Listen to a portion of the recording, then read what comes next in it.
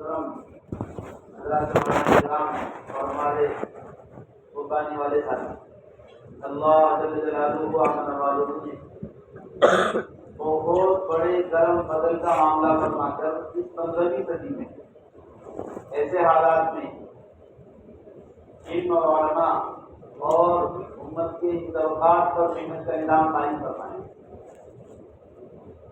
اور مدارس کا یہ مستقل نظام اور دعوت کا یہ مستقل نظام اور سارے عالم میں محنت کا ایک نظام قائم فرمایا۔ اب سے چند سالوں پہلے تک ملکوں میں جانے والی جماعتیں اور صوبوں میں چلنے والی جماعتیں علماء سے خالی تھیں۔ بہت کم جماعتوں میں علماء اور بہت کم جماعتوں میں قرا۔ ایک موقع پہ حضرت نے فرمایا کہ کہیں تو جماعتوں میں علماء ڈھونڈنے کو نہیں ملتے تھے اور اللہ نے وہ بھی دکھایا کہ پوری جماعت علماء کی ملکوں میں جا رہی ہے۔ اتنا بڑا اللہ کا کرم تھا۔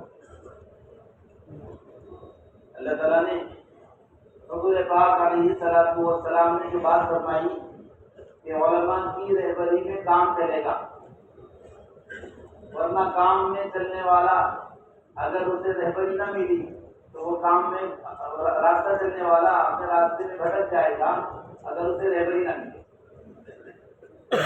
تو آسمان کے ستاروں سے حضور پاک علیہ السلام نے تشبیہ دے کر فرمایا تھا کہ جس طرح ستارے چمکتے ہیں لوگ راستہ چلتے ہیں، ستارے بجھ جاتے ہیں لوگ راستہ بھٹک جاتے ہیں۔ پہلے زمانے میں تو سفر ستاروں سے طے ہوتا تھا، منزلیں ستاروں سے طے ہوتی تھی، تو سفر کرنے والے ستارے کو دیکھ کے سفر کرتے تھے۔ کبھی موسم بدل جاتا اور ستارے گم ہو جاتے تو راستہ چلنے والے دائیں بائیں ہو جاتے، ان کی کشتی کہیں کی کہیں نکل جاتی، ان کی منزلیں کوئی اور بن جاتی۔